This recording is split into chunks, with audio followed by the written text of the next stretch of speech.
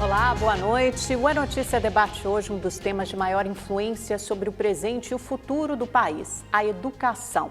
Na semana passada, milhares de estudantes em todo o país saíram às ruas contra os cortes nas universidades federais. Quais os gargalos da educação, os erros e acertos dos últimos governos e o que o Brasil precisa para revolucionar o padrão educacional do país?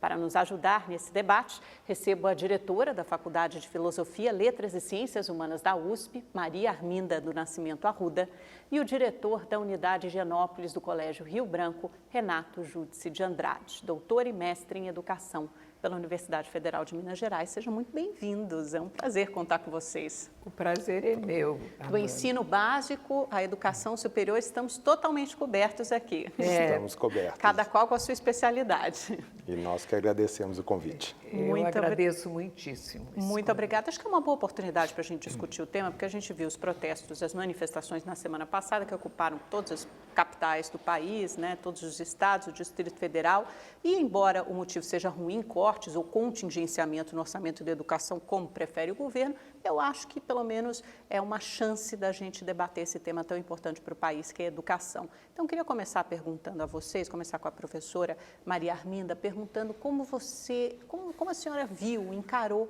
os protestos da semana passada. Boa noite, Amanda. Em primeiro lugar, eu gostaria de agradecer esse convite e a oportunidade de estar aqui explicitando certas coisas que envolvem especialmente a concepção da Faculdade de Filosofia da Universidade de São Paulo. Eu encarei com muita seriedade. Eu acho que o que aconteceu nas manifestações, o que elas representaram?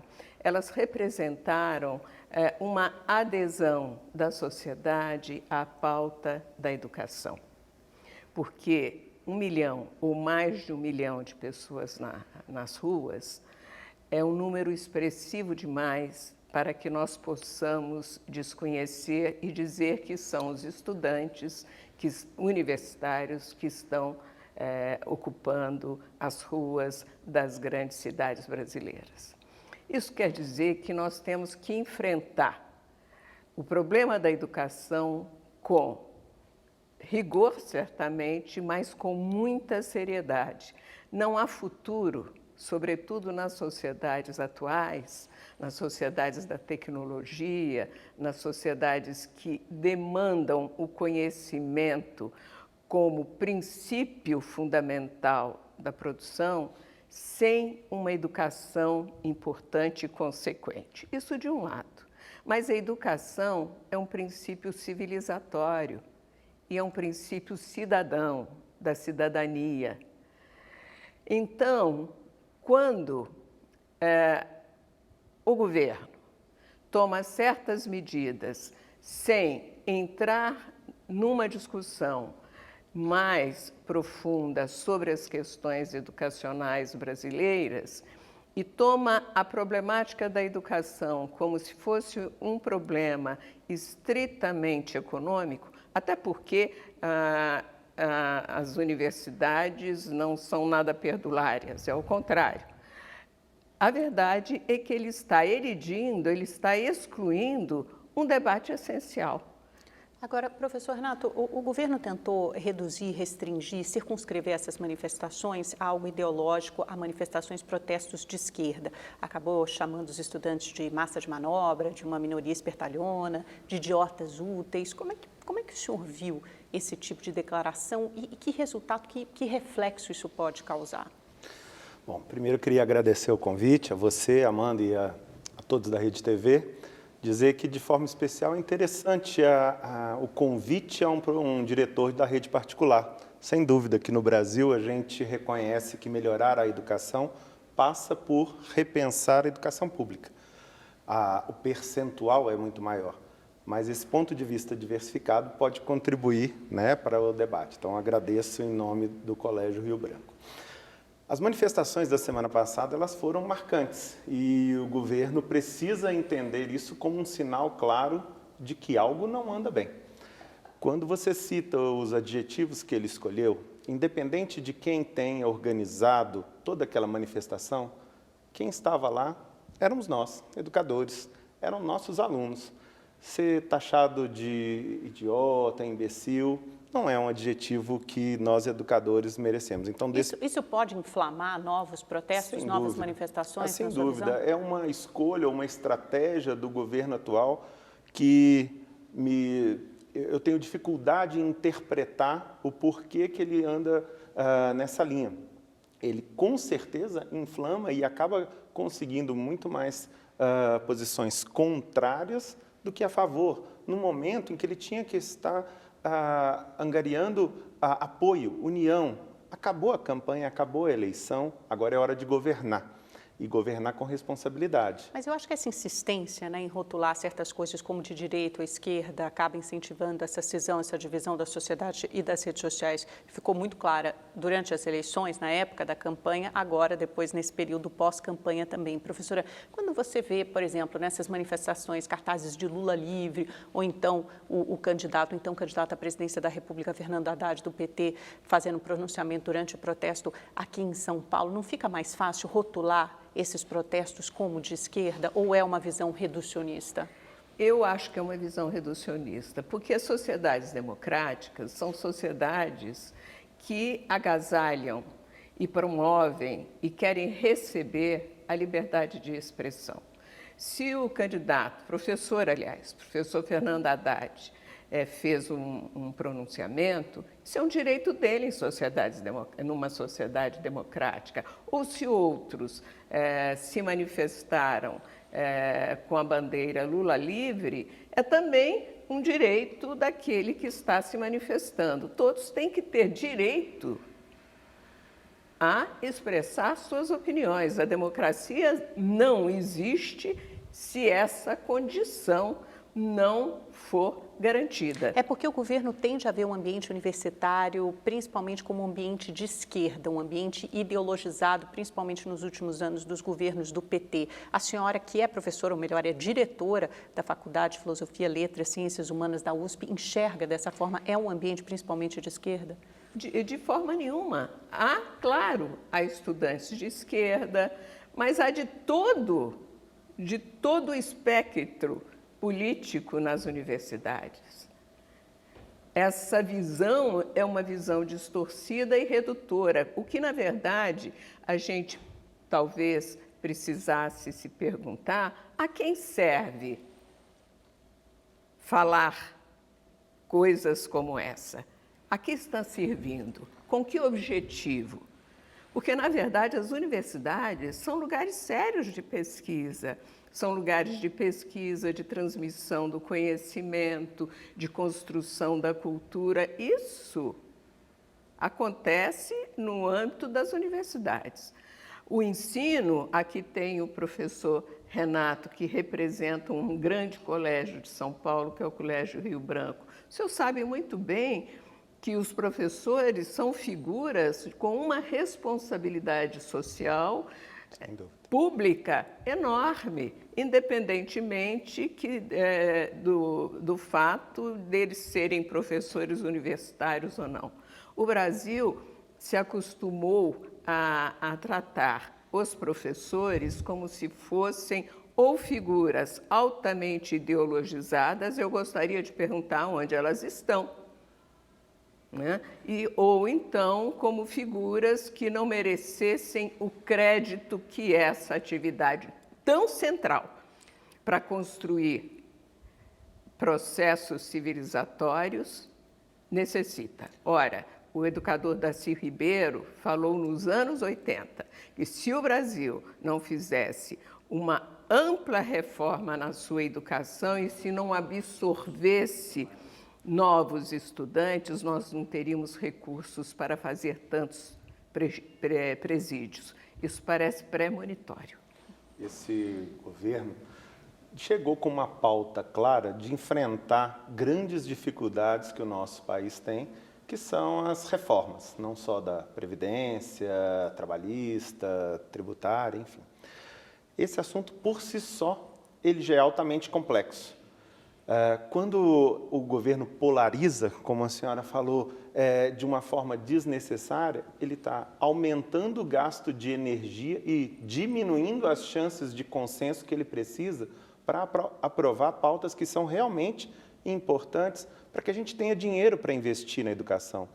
Eu entendo perfeitamente o lado do gestor que, em algum momento, precisa apertar os cintos.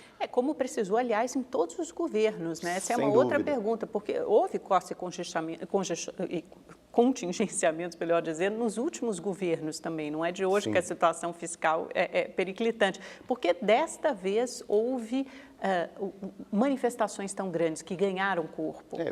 Talvez a minha hipótese maior está exatamente nesse acirramento que o governo atual faz com essa polarização. Porque, sim, é necessário fazer aperto dos cintos para que a gente consiga. Se a mudança não for mais basilar, não vamos conseguir avançar. Agora, uma coisa é fato, a educação está precisando, no Brasil, de aumento de recursos, não de diminuição. Se a gente se compara a países desenvolvidos, como, por exemplo, países que na média da OCDE, você tem um custo aluno muito maior do que a gente tem hoje. Quando ele fala simplesmente em corte das universidades, da verba das universidades, tem uma fundamentação. Nesses países, a diferença é menor. Ok, mas então não deveríamos estar cortando, e sim aumentando da educação básica para que a gente pudesse se aproximar. Não investir em educação, que é um erro. E aí ele faz esse acirramento e toda essa... Fala que é balbúrdia, né? Balbúrdia. Começa dizendo que, citando 3 universidades em particular que teriam cortes antes de disseminar para todo o sistema das universidades federais, aquelas que promoviam balbúrdia, né? E ficou aquela coisa do aspecto ideológico e não técnico. Agora, veja você, Amanda, quando eles dizem vamos cortar do ensino superior para aumentar recursos na educação básica, no nível federal, a educação básica é praticamente inexistente. Ela isso é responsabilidade dos municípios está ligada aos e dos municípios e aos estados. Aí o argumento poderia ser, então, o governo federal passará mais recursos para os municípios. Via Fundeb, né? Que, aliás, é um outro tema que precisa de discussão. Aí a pergunta é, não se muda nada, nem se reforma nada em detrimento de outra instituição. No caso, são as instituições de ensino superior. Quer dizer, para reformar a educação... A senhora acha que é um falso conflito? É um falso conflito. Para reformar a educação básica, nós tiramos recurso do ensino superior. Ora, a cada R$1 gasto pelo MEC, é 0,18 centavos que vai para o ensino superior. O que isso representa? Por isso que eu fiz a pergunta. O que está por trás? Porque, na verdade, qual é a pauta do governo? É isso, o professor falou muito bem. Quer dizer, você tem um conflito, um falso conflito entre o que se chama de esquerda e o perigo que as esquerdas representam. Que perigo é esse que nós desconhecemos? Se as esquerdas, de fato, representassem um perigo, né, o resultado das eleições não seria este que foi. E até mesmo a responsabilidade, porque nós temos instituições muito sérias no ensino superior e dependemos dela para um avanço tecnológico e melhoria da economia do país. Se é necessário fazer um corte, se há um contingenciamento, como o governo pleiteia, a gente tem que, no mínimo, pensar em fontes alternativas para sustentar o ensino superior, em especial as universidades públicas. O debate, ao invés da briga ideológica, poderia estar sendo da briga de ideias, a briga saudável de ideias. Por que não parcerias com a iniciativa privada para financiamento de pesquisas e outras formas de financiar o ensino superior, possibilitando, assim, que não houvesse nenhum tipo de corte ou de desgaste com esse eu acho nível. que, de alguma forma, o ensino superior acabou virando bode expiatório, né? Porque durante a eleição também, e logo depois que o governo assumiu, foi dito muitas vezes que os últimos governos, os governos do PT, gastaram muitos recursos e tempo focando na educação superior, no ensino superior, né? Houve, de fato, uma abertura enorme de universidades privadas, outros programas como o ProUni, o FIES, que hoje são deficitários, em detrimento, talvez, o que se coloca, o que a professora chamou de falso debate, da educação básica, das creches, da pré-escola, e deveria ter havido um investimento maior na educação básica, no ensino médio, que são, segundo muitos especialistas, os principais gargalos da educação nesse país. Então, aí fica essa questão, né, esse debate, como solucionar as duas coisas, e a verdade é que a gente tem recursos finitos, né, ainda mais com essa crise fiscal que se arrasta há muitos anos. Esse ponto você toca é bastante interessante. A questão de faltam recursos, sim, faltam recursos, mas também está faltando gestão. A educação básica tem indicadores que são preocupantes, né? A gente falava há pouco do PNE, que é o Plano Nacional de Educação, e que mostra isso, não só questões de acesso, que são as que a gente está mais próximo de resolver, mas a questão de fluxo. Quantos dos nossos alunos que entram no início da escolaridade, da educação infantil, mas não conseguem chegar ao final? Se não estou enganado, a média de anos de estudo no Brasil é de 7,6 anos para indivíduos acima de 25 anos de idade. Se a gente pensa que a educação básica obrigatória tem 14 anos, você pensar em 7 a gente está falando da metade. Como que essa população vai depois pleitear empregos, promover o desenvolvimento econômico de um país, e aí vira-se um ciclo negativo e que é complicado de sair. Então, sem dúvida, a gente precisa olhar para a educação básica. Agora, também. É interessante ver que se os governos PT, e eu não tenho procuração para defender governo nenhum, não é disso que se trata, investiram muito na educação superior, se investiu muito na educação básica também. Tanto que a participação do Brasil nos testes internacionais subiu. Investiu-se também. É claro que o primeiro governo do PT, que foram os governos Lula, as universidades federais se expandiram. Em 2008, havia 54 universidades federais. No mesmo ano, já eram 72. Elas se expandiram e muito. No entanto, também outros programas foram criados. ProUni, o FIES, todas essas formas de financiamento para a educação. E o ensino, básico também recebeu investimentos e cresceu. Agora, a questão da educação é uma questão tão séria que ela não pode ser vista como disputa ideológica e não pode, tampouco, ser vista a partir de uma visão muito empobrecida do que seja a educação. Por que ela é empobrecida? Quando, independentemente da necessidade de ajustes fiscais, ninguém está aqui colocando em questão isso, na verdade, é preciso ficar claro que orçamentos são escolhas políticas, são prioridades quando se trata de orçamentos públicos. Então, quando se tira da educação, se está sinalizando o que não se quer, e no caso da educação superior. Então, Amanda, você tinha feito uma pergunta. Se contingenciou no passado, por que 1 milhão de pessoas... Saíram às ruas dessa vez, né? Não foram às ruas no passado, parece que até mais de 1 milhão. Na verdade, é porque também ninguém colocou a educação sob ameaça, que é o caso, dizer que é um conjunto ou de baderneiros, se não me engano. Balbúrdia, né? Depois falando dos idiotas úteis. Ninguém, mais de 1 milhão de pessoas, é impossível que 1 milhão seja idiota.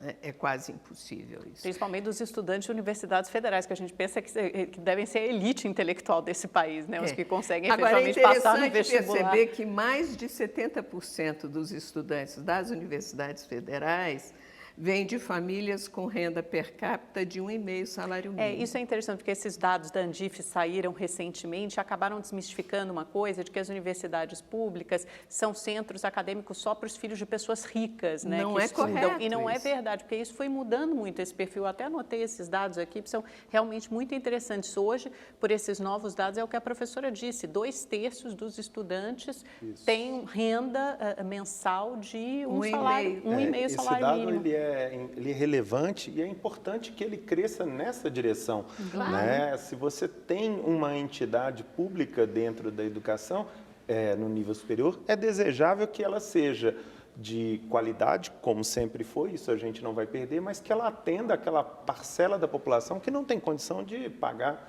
Então, E olha, tem 60% que cursaram o ensino médio em escola pública em 2018, quer dizer, isso já aumentou muito, né? Então, 6 de cada 10 estudantes cursaram escola pública, eram 45% em 2010, então esse número aumentou muito, e alunos negros, pretos e pardos chegaram a 51,2%, então já são um pouco mais da metade nas universidades. Isso mostra que as universidades no Brasil, elas cumprem um papel que é um papel importante, que é um papel de inclusão. Exato, de amenizar essa desigualdade. De amenizar a desigualdade. Então, é disso que nós estamos falando. Por exemplo, o primeiro-ministro da Educação do governo atual, o Ricardo Vélez ele Rodrigues, disse que a universidade era para elites e que, portanto, quer dizer, os outros ficariam relegados a outros tipos de profissão. Como é que se estabelece, então, num país tão desigual como o Brasil? O Brasil é um país que é uma economia com força, que depende, né? Agora está muito em recessão, parece que é a 8ª, às vezes já chegou a ser a 6ª, às vezes a 7ª, mas enfim. Mas é uma das 10 maiores do mundo, das 10 é uma maiores economias grande no mundo, que tem padrões de desigualdade de sociedades pobres. Então, as universidades, elas cumprem esse papel. É importante ter isso em mente. E também de dirimir essas desigualdades e oferecer oportunidades profissionais no futuro para as camadas populares, para aqueles que foram sempre relegados na cena social brasileira, que eram os descendentes dos antigos escravos, a chamada população PPI, né? Pretos, pardos e indígenas.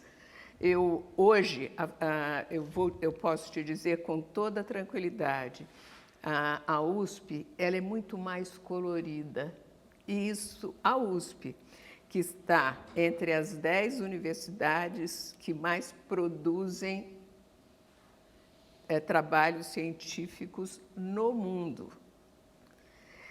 É colorido, você entra numa sala de aula, sobretudo na Faculdade de Filosofia, que historicamente teve este papel, ela nasceu também assim. E aí isso traz outro tema à baila, né, professora, que é importante tocar, que é a redução ali das bolsas da CAPES, né, que já são bolsas para mestrado e doutorado, os recursos são mínimos, né, você paga R$ 1.500, acho que para um aluno de mestrado e R$ 2.500 para um aluno de doutorado, para ter dedicação exclusiva àquela matéria, e agora querem reduzir algumas dessas bolsas ou fechar bolsas que estavam abertas aí esperando por novos estudantes, por novas oportunidades. Na USP foram 300 cortadas na USP.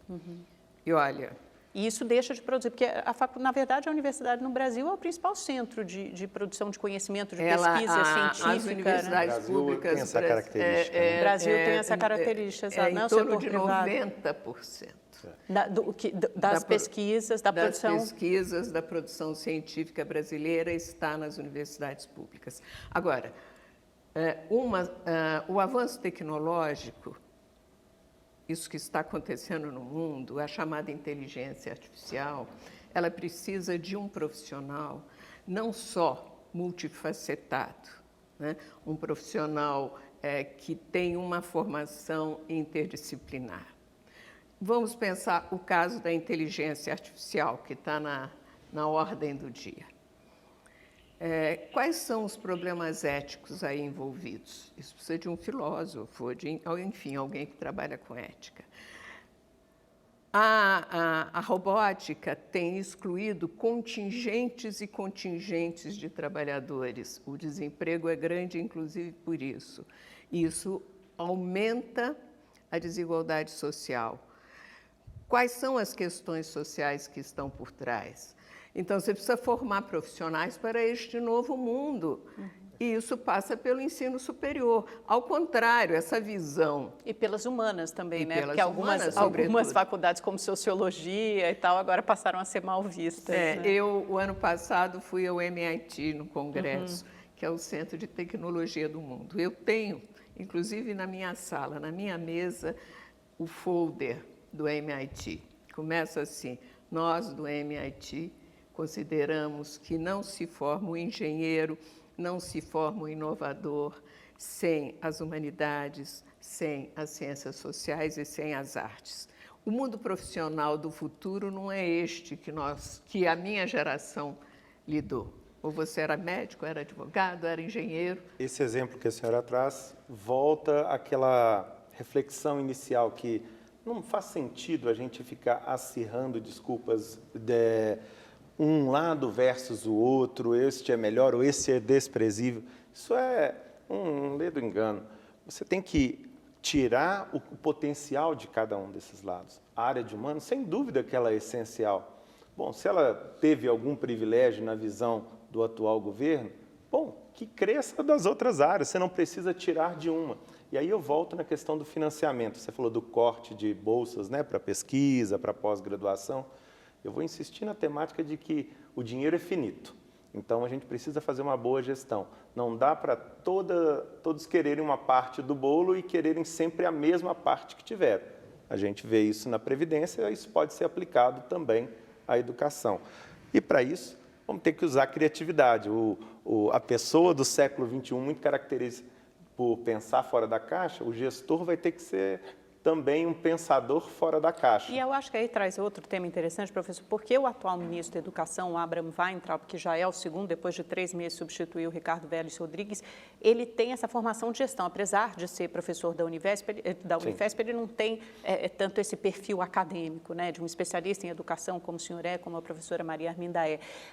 E ele nomeou também para cargos-chave do MEC profissionais com esse mesmo perfil de gestor, de ser bons gestores como eles. Qual o impacto disso para o MEC? Como é que o senhor vê as políticas, como o senhor vê a política educacional deste governo? Está clara? Bom, eu acho que tem que dar um passo anterior, que o MEC está gerando insegurança. Essas trocas constantes, seja no próprio Ministério, seja INEP, na diretoria, né, do INEP, né? Só para citar um exemplo. Que produz o Enem, né? Que é quem faz o Enem. Há algumas semanas, meus alunos do 3º ano do ensino médio, né, os futuros candidatos do Enem no final do ano, me procuraram falando: professor, o que vai ser o Enem desse ano? Né? Essa insegurança ela é inadmissível. Imagina alunos que dependerão dessa prova para um estudo no exterior ou para a faculdade que farão aqui, não saberem se toda aquela preparação que fizeram vai ser bem aproveitada. Se o perfil da prova vai ser outro, completamente diferente. Fica então, uma acho que esse é o primeiro ponto, Amanda. A gente precisa ter mais clareza e mais estabilidade. Tá? Não há problema em fazer inovações no Ministério da Educação, como, por exemplo, trazer gestores para conduzirem o Ministério. Mas que isso seja mais claro, que a pauta seja posta à mesa, e eu vou insistir. Existe um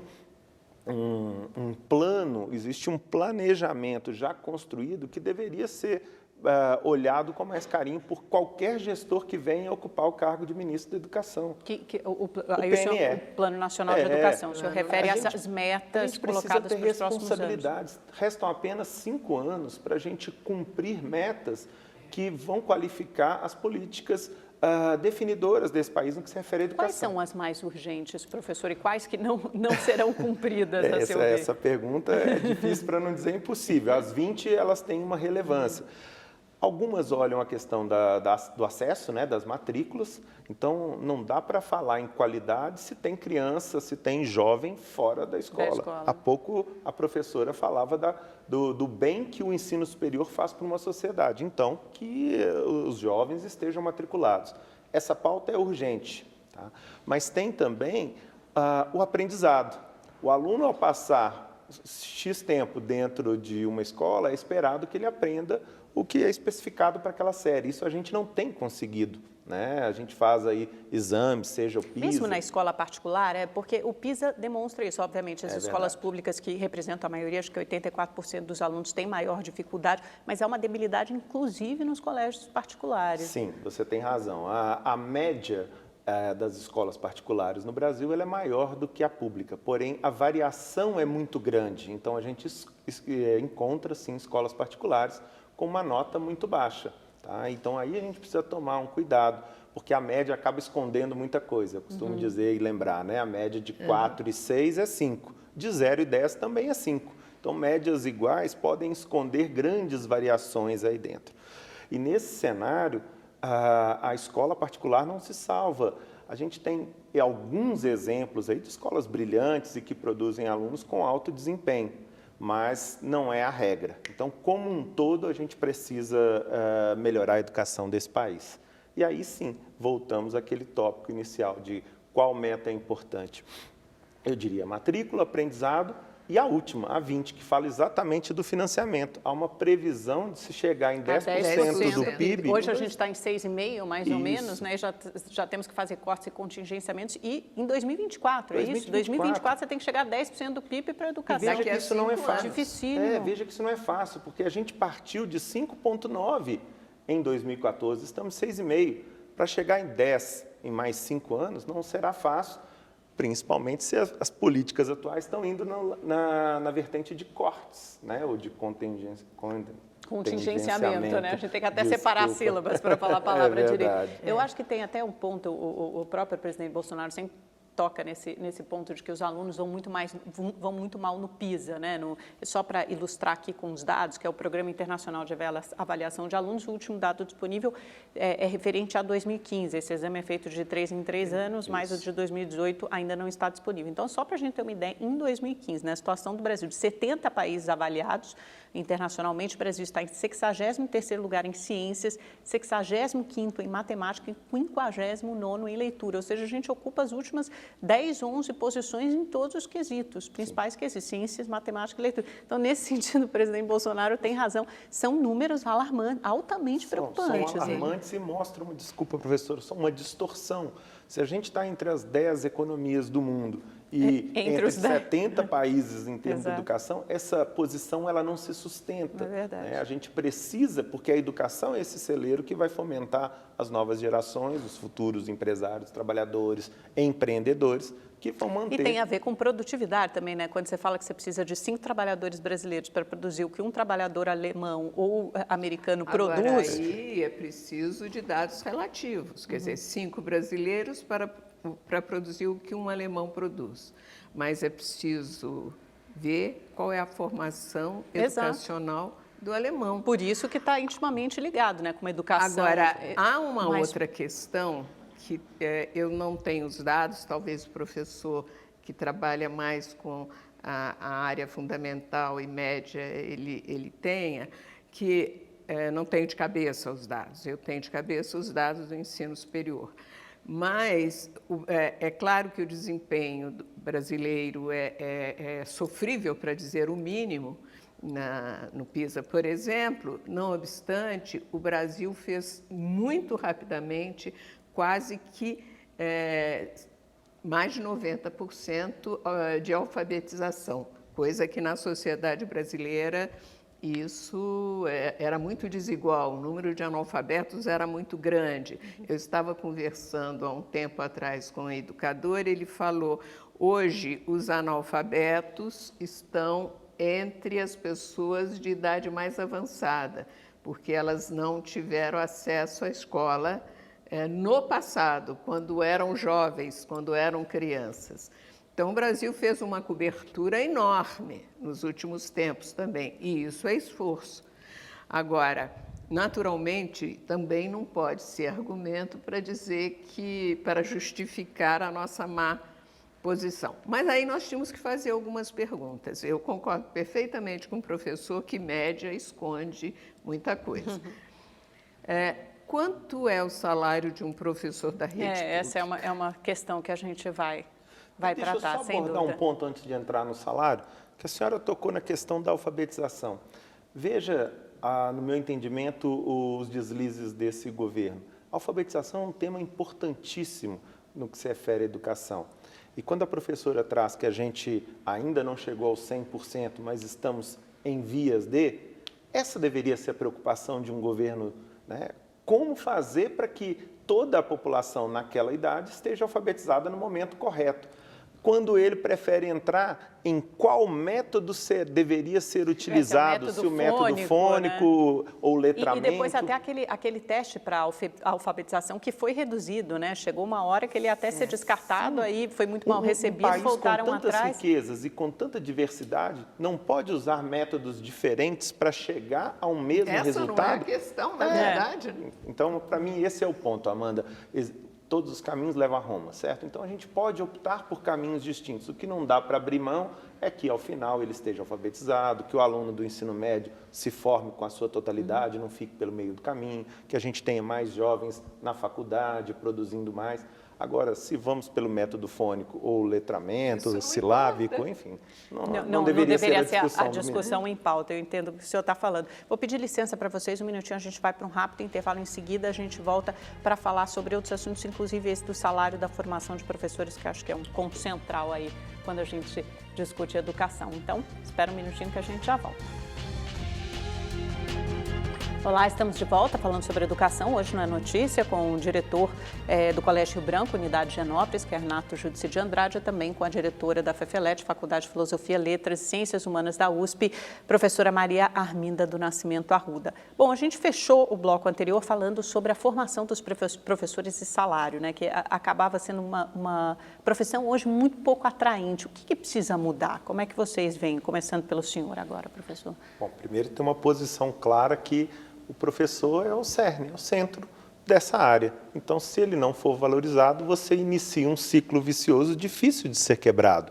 Então, a gente precisa enxergar essa profissão, que, diga-se de passagem, é formadora de todas as outras profissões, como os países mais desenvolvidos o fazem, valorizando, não só com o respeito, mas também com questões de remuneração que acabam impactando a escolha de jovens talentos por essa profissão.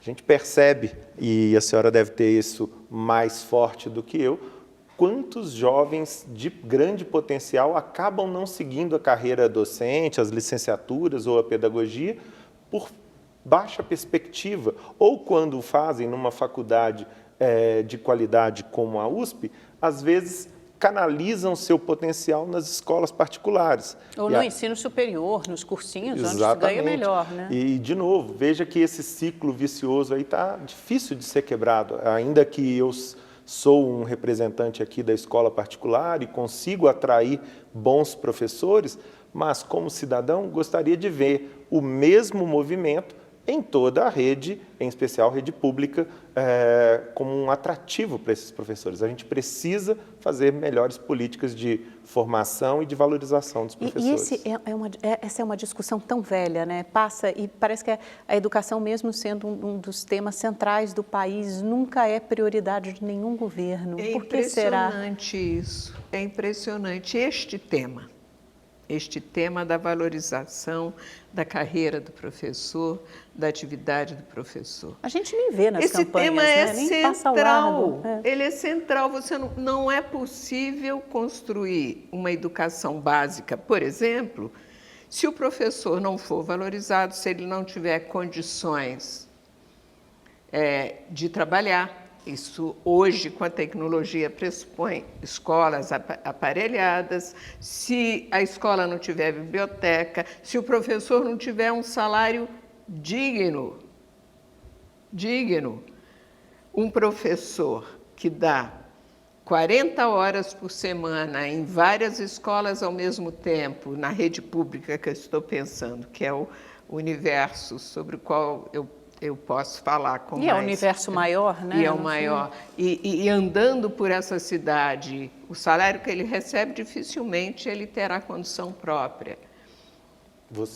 Como faz? Como esse professor vai formar com qualidade? Então, acaba sendo muito pouco atraente a carreira de professor da rede pública, e as grandes universidades, elas têm formado, e você falou bem, ou para o ensino superior, ou até para, sei lá, cursinhos, ou mais, sobretudo, para as grandes escolas privadas, particulares. Isso significa que vira, de fato, um ciclo vicioso que se autoalimenta. Exatamente. E como fazer? Esse é um tema central da educação. Não é tirar a bolsa da pós-graduação, que está formando, e muito bem, os novos pesquisadores nesse país em todas as áreas.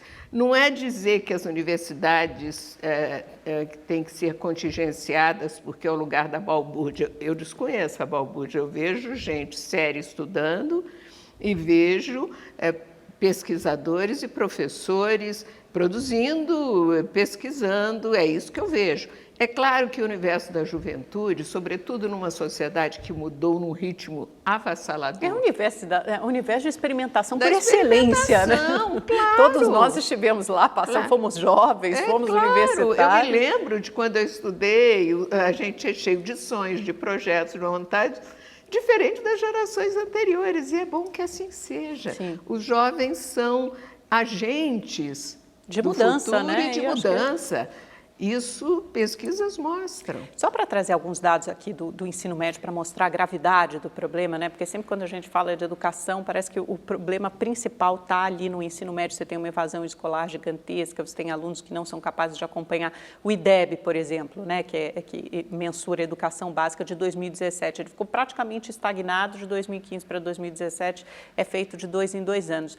A meta era 4,7, ficou em 3,8, ou seja, não se conseguiu chegar à meta no Brasil, e só que há estados que ficaram aquém ainda. O São Paulo, por exemplo, caiu do 1º para o 4º lugar, imagino, com a maior renda per capita do país, é difícil entender como isso acontece, e há estados no Brasil ainda com talvez alguns modelos interessantes, Ceará, Pernambuco, escola em tempo integral, essa seria uma das chaves, aí um dos modelos a seguir, ou até pensando em países também, talvez a professora tenha mais como modelo Amanda, você ideal. tocou num assunto muito interessante. Você diz, São Paulo está em 4º lugar e tem a maior renda per capita do Brasil. Mas a cidade de São Paulo tem os padrões de desigualdades dentre os maiores do país. Isso quer dizer que a desigualdade é muito grande, que é a grande periferia de São Paulo. E nós sabemos o que está acontecendo, até menos em São Paulo, mas em outras grandes metrópoles, nas periferias. É quase que um genocídio dos jovens. O Brasil tem padrões de países que estão em guerra civil. Agora, um país que investiu na educação muito e que mudou a face do país foi a Coreia. Sim. Destroçada da guerra. Destroçada. Aliás, a saída foi essa. Singapura, eles são um grande exemplo, e você falou recorrentemente nas campanhas políticas, esse tema aparece como uma bandeira, mas pouco avança. Talvez por falta de coragem, porque os países que o fizeram tiveram um retorno. Excelente esse resultado. Ele não é imediato. A educação, por si só, ela já demora. Então, talvez esteja aí a semente... Não tem o tempo de um governo, né, de 4 anos. O que é lamentável pensar como uma política de governo e não de Estado. A educação não pode ser olhada dessa forma, porque ela só vai dar fruto lá na frente. Mas aí está o grande risco, né? A gente teve recentemente aqui em São Paulo a queda de um viaduto. Aquele acidente, aquela situação, ela rapidamente mostra um impacto, atrapalha o trânsito quando não causa vítimas, e há toda uma mobilização para consertar. Um mal feito na educação agora vai aparecer daqui a vários anos, se não décadas, né? Aquela geração indo para o mercado de trabalho, virando adulto e tendo famílias. É daí a maior importância da gente ter coragem de fazer políticas educacionais sérias e não perfumaria. Essa frase, professor, é importante. Educação não é política de governo, é política de Estado. Isso pressupõe uma continuidade. Isso pressupõe um compromisso da sociedade, das elites políticas brasileiras com os temas. Educação é um, a saúde é outro. A questão da própria desigualdade, a questão da violência, isso são políticas de longo prazo. A questão da drogadição, que é uma questão séria. Isso não pode ficar ao sabor da vontade de governantes que se utilizam de questões tão cruciais e tão importantes para fazerem as suas políticas imediatas. Vocês enxergam risco de retrocesso? Eu acho que o Brasil hoje vive um retrocesso com essas bandeiras. Eu acho que eu vejo isso, por exemplo, a intolerância. O Brasil hoje é uma sociedade intolerante. Isso não era uma marca da sociedade brasileira. Quer ver? A dificuldade de lidar com o diferente. A crença, e isso aí há um processo que é interessante de se pensar e pesquisar sobre o Brasil, nas notícias falsas. O mundo já é um mundo hoje, e isso é um tema da educação, professor, dominada pelo senso comum, como se não tivesse critérios de conhecimento, de pesquisa, de produção de verdade, etc. E esses critérios estão sendo testados e muitos deles até desfeitos, questionados. Isso tem levado a este país a uma polarização absurda. Isso não era, mesmo nos períodos autoritários, olha, o sistema de pós-graduação com as bolsas foi criado no governo militar. O governo militar não ousou cortar recursos das universidades, fez outras coisas, caçou professores, etc., mas criou o sistema de pós, organizou a pós-graduação, e isso foi um avanço. Eu, ainda que esteja preocupado com essa falta de clareza das políticas e essas trocas constantes à frente dos órgãos do Ministério, confesso que tenho aí uma esperança sendo conduzida principalmente pela proposta de se enfrentar às grandes reformas. Acho que esse pacote estará em conjunto com uma educação, uma proposta de políticas públicas educacionais sólidas, para que a gente tenha uma virada de mesa de uma vez por todas. Para isso, o governo como um todo precisa aprender, né? Nós que somos do campo dos aprendizados, aprender com os recados que ele está recebendo, ser mais ponderado e ter firmeza onde precisa ter. Não ficar comprando briga desnecessária. Vamos nos encaminhar para as nossas considerações finais, né? Eu acho que assim, o que fica de aprendizado, de lição que a gente pode pensar nesses primeiros 4 meses de governo, desde as trocas de ministros, a agenda educacional, passando pelos protestos e principalmente o que a gente tem de prioridade daqui para frente. Quais são as suas principais preocupações, professora, começando com a senhora, e o que a senhora pondera que seria importante pensar nesses próximos 4 anos, as prioridades?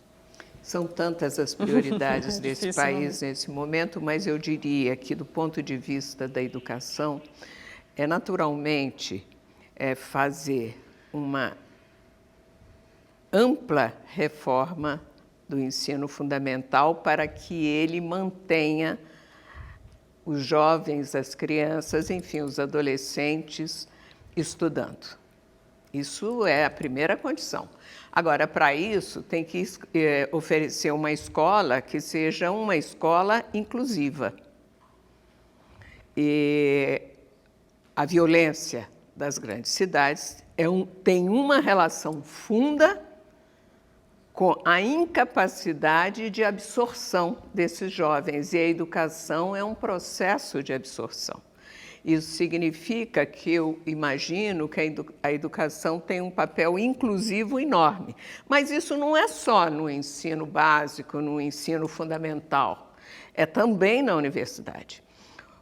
Nós temos índices muito aquém, mas muito aquém dos países desenvolvidos na relação estudantes do ensino superior e a população brasileira. E, por vezes, nós não nos damos conta disso. Então, quando você tem um ministro que diz, ou o que saiu, que o ensino superior é para elites, ele desconhece absolutamente a realidade brasileira. E isso é um tema fundamental. A outra coisa é enfrentar seriamente essas questões e não ficar tergiversando em torno de pautas que não servem para ninguém e que são criações. De um lado, tudo é culpa do PT, o PT está fora do governo há pelo menos 3 anos. O que é isso?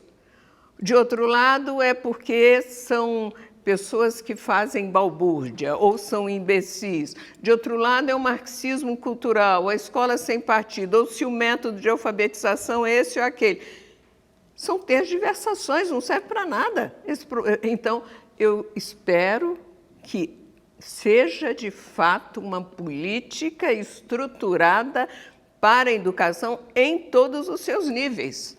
O que está acontecendo aqui é a tentativa de afastar o ensino superior como se dissesse que ele gasta muito. Ora, ele não gasta. Professor, os dados mostram. As suas considerações finais, rapidamente, por favor. A educação é a base de tudo, Amanda.